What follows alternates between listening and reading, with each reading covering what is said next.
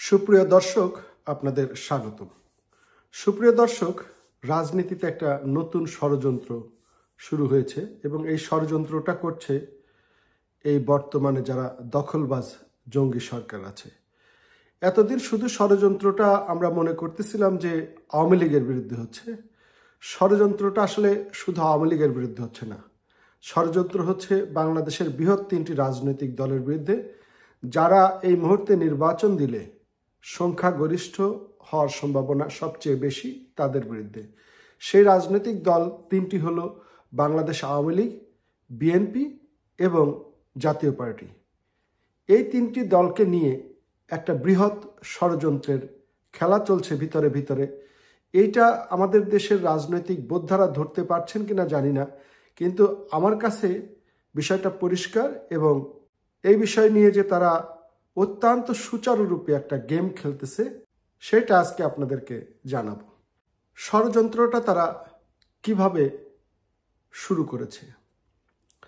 ষড়যন্ত্রটা তারা শুরু করেছে বহু আগে থেকেই। এখানে জুলাই আগস্টের যে জঙ্গি হামলার সাথে যারা জড়িত, যারা এই জঙ্গি তৎপরতার সাথে জড়িত, এই ষড়যন্ত্রটা তারা মূলত করছে। তারা দেখবেন বিভিন্ন কথাবার্তায় বিভিন্নভাবে এই 3টা দলকে কোনোভাবেই মানুষকে আর বিশ্বাসে রাখতে চাচ্ছে না, তারা সমালোচনা করছে এবং এই 3টা দলকেই তারা মাইনাস করার একটা ষড়যন্ত্রে আছে। তারা কিভাবে এই 3টা দলকে মাইনাস করার ষড়যন্ত্র করছে? তারা এই 3টা দলকে মাইনাস করার ষড়যন্ত্র করছে অত্যন্ত সুচারুভাবে। জুলাই আগস্টে যারা জঙ্গিবাদের সাথে জড়িত ছিল তারা সবাই শিবিরের এই বিষয়টা মোটামুটি নিশ্চিত, এবং এই জুলাই আগস্টের সবাই মিলে যদি একটা দল করে তাহলে তারা সেই একটা দলকে নিয়ে নির্বাচনে একক সংখ্যাগরিষ্ঠতা অর্জন তারা করতে পারবে না, এবং কোনো কারণে যদি সামনের নির্বাচনে সকল বৃহৎ রাজনৈতিক দল যদি অংশগ্রহণ না করে তাহলে সেই নির্বাচন গ্রহণযোগ্য হবে না। এই কারণে তাদের প্রথম ষড়যন্ত্র হলো তারা একটা দল বানাবে না, তারা একাধিক দল বানাবে। তারা 3টা 4টা 5টা দল বানাবে এবং এই জুলাই আগস্টের ষড়যন্ত্রের সাথে যারা জড়িত বিভিন্ন সমন্বয়ক যে সমস্ত লোকজন যারা আছে তারা করবে কি বিভিন্ন গ্রুপে ভাগ হবে। ভাগ হয়ে তারা অন্তত 3 থেকে 7টি রাজনৈতিক দল বানাবে এবং এই 3 থেকে 7টি রাজনৈতিক দলে নেতৃত্ব স্থানীয় থাকবে এই যে নামধারী জঙ্গিরা।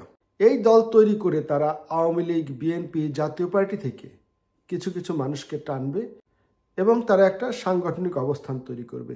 এই সাংগঠনিক অবস্থানটা তারা তৈরি করতে যেই সময়টা তাদের প্রয়োজন সেই সময়টা তারা নেবে সংস্কারের নামে।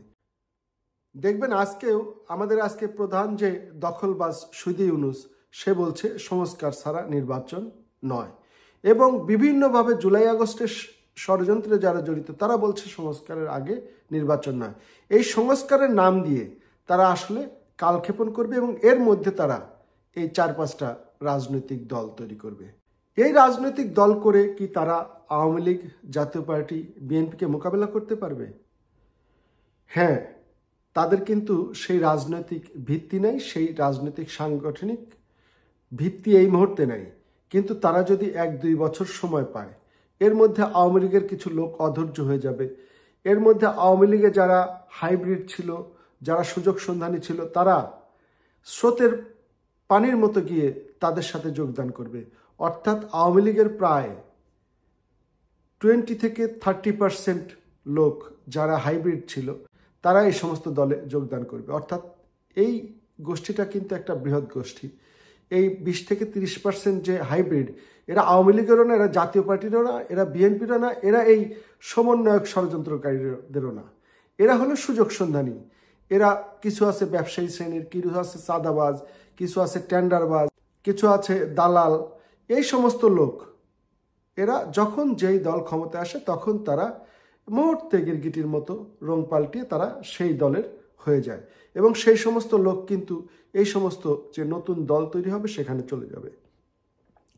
বিএনপির বহু নেতাকর্মী ইতিমধ্যে হতাশ, তারা রাজনীতিতে ভালো অবস্থানে নাই, 15 বছর যাবৎ তারা এই রাজনৈতিকভাবে অবহেলিত আছে, এই শ্রেণীর কিছু মানুষ তারাও এখানে যাবে।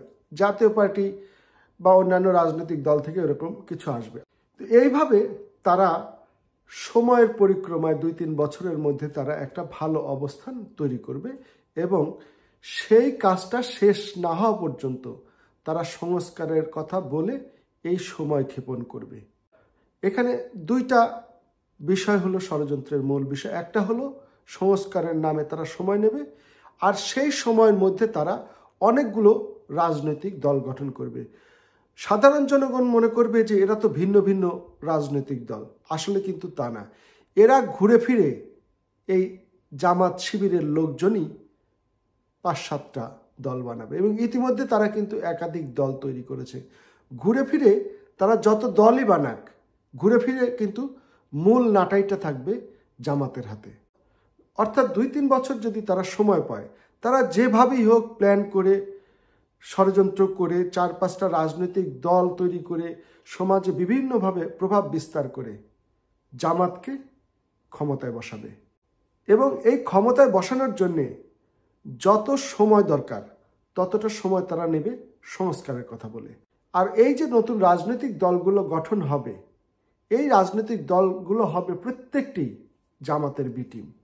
জামাত ভোটে আসবে এবং ওই সমস্ত যে বি টিমগুলা তৈরি হবে, ষড়যন্ত্রমূলক দল, তারাও নির্বাচনে আসবে। আওয়ামী লীগকে নির্বাচন থেকে ব্যান করবে। বিএনপিকে তারা গোনাই ধরবে না। বিএনপিকে বিভিন্ন রকম লোভ লালসা মূলা ঝুলিয়ে তারা একটা পাশে রেখে দেবে। তো এই যে জাতীয় পার্টি, আওয়ামী লীগ, বিএনপি, এই 3টা দলকে ফেস করে জামাতকে ক্ষমতায় আনার জন্য তারা এই ষড়যন্ত্রের জাল বুনেছে, যেটা সাধারণ জনগণের চোখে ধুলো দিয়ে জামাতকে ক্ষমতায় বসানোর ষড়যন্ত্র। এই ষড়যন্ত্র থেকে জাতিকে সজাগ থাকতে হবে।